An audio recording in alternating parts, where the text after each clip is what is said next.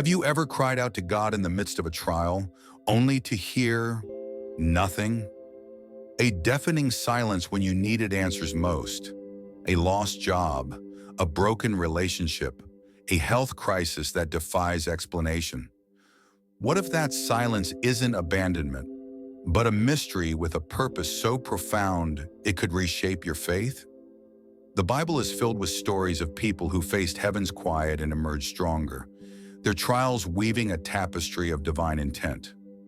From Job's unimaginable losses to Paul's imprisonments, God's silence often hides a plan that defies human understanding. If you've ever felt lost in the quiet, wondering why God seems distant, this journey through Scripture will spark your curiosity and reveal the hidden purposes behind life's toughest moments. Let's peel back the veil of heaven's silence and discover the wisdom waiting within our trials.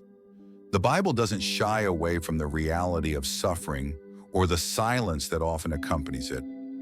In Job 23:8-9, Job, a man stripped of his wealth, children and health, laments, "But if I go to the east, he is not there. If I go to the west, I do not find him. When he is at work in the north, I do not see him. When he turns to the south, I catch no glimpse of him." Job's words echo a universal experience, searching for God in pain and finding only silence. Yet this silence isn't the end of the story. Job 42:1-6 reveals that after his ordeal, Job declares, "My ears had heard of you, but now my eyes have seen you." The quiet was a crucible, refining his faith into a deeper, personal encounter with God. This suggests that heaven's silence might be intentional, a space where God works unseen. Another powerful example is the prophet Habakkuk. In Habakkuk 1:2-4, he cries out, "How long, Lord, must I call for help, but you do not listen? Why do you make me look at injustice?" Living in a time of violence and corruption, Habakkuk feels ignored by God. But by Habakkuk 2:1, he resolves to stand at my watch and station myself on the ramparts to wait for God's reply. God answers in Habakkuk 2:3-4, promising that the revelation awaits an appointed time and that the righteous person will live by his faithfulness. The silence was a test of patience, leading to a vision of God's justice. This teaches us that heaven's quiet often precedes a revelation, urging us to trust in God's timing. The Apostle Paul also faced heaven's silence in his trials. In 2 Corinthians 12:7-9, Paul speaks of a thorn in my flesh, a persistent affliction he begged God to remove 3 times. God's response? "My grace is sufficient for you, for my power is made perfect in weakness." The silence to Paul's plea for healing wasn't rejection. It was a divine strategy to showcase God's strength through human frailty. Paul later writes in Romans 5:3-4, "We also glory in our sufferings, because we know that suffering produces perseverance, perseverance, character, and character, hope." The hidden purpose here is transformation. Silence becomes a forge for spiritual growth. Jesus himself experienced this mystery. In Matthew 27:46, on the cross, he cries, my God, why have you forsaken me?" The weight of sin brought a moment of divine silence, yet it was the very moment that secured our salvation. This silence was purposeful, fulfilling God's plan to redeem humanity. It reminds us that even when God seems absent, he is working for a greater good. Romans 8:28 echoes this. "In all things God works for the good of those who love him, who have been called according to his purpose." So what might be the hidden purposes behind heaven's silence? First, it can be a test of faith. James 1:2-4 encourages, "Consider it pure joy, my brothers and sisters, whenever you face trials of many kinds, because you know that the testing of your faith produces perseverance. Like gold refined by fire, silence strips away reliance on easy answers, building a deeper trust." Second, it can be a call to dependence.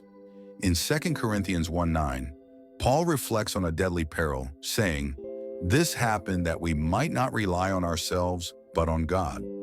Silence forces us to lean on God's strength, not our own. Third, it can prepare us for a greater purpose. Joseph, sold into slavery and imprisoned in Genesis 39-40, endured years of silence before rising to save Egypt. Genesis 50:20 reveals, "You intended to harm me, but God intended it for good." The story of Lazarus in John 11 further illustrates this. When Lazarus fell ill, his sisters Mary and Martha sent for Jesus, expecting him to come immediately. But Jesus delayed, and Lazarus died. In John 11:4, Jesus explains, "This sickness will not end in death. No, it is for God's glory, so that God's Son may be glorified through it." The silence, Jesus' delay, was purposeful, leading to a miraculous resurrection that strengthened faith. This teaches us that God's timing often defies our urgency, serving a higher plan. How do we navigate this silence? Start with honesty. Psalm 13:1-2 captures David's cry, "How long, Lord? Will you forget me forever? How long must I wrestle with my thoughts?" Pouring out your heart to God is the first step. Next, wait actively. Psalm 27:14 says, "Wait for the Lord, be strong and take heart and wait for the Lord." Use the quiet to pray, read scripture, or worship, actions that keep your faith alive. Then trust His character.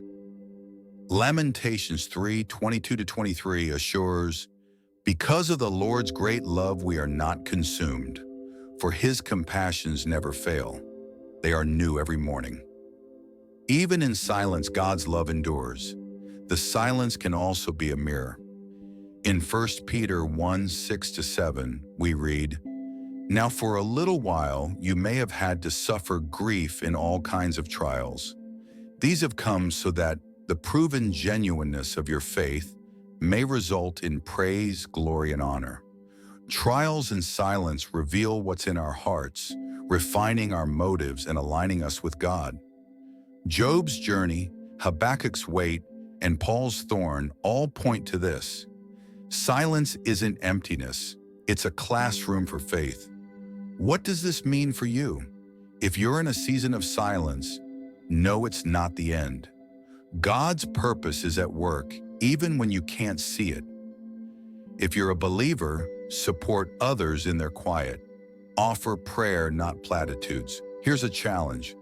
This week, reflect on a silent trial. Write it down. Pray, "God, show me your purpose," and thank Him for one strength gained. Take action, encourage someone struggling, or read Romans 8. If you're unsure, seek a mentor. Don't journey alone. Let's close with Isaiah 40:31. "But those who hope in the Lord will renew their strength.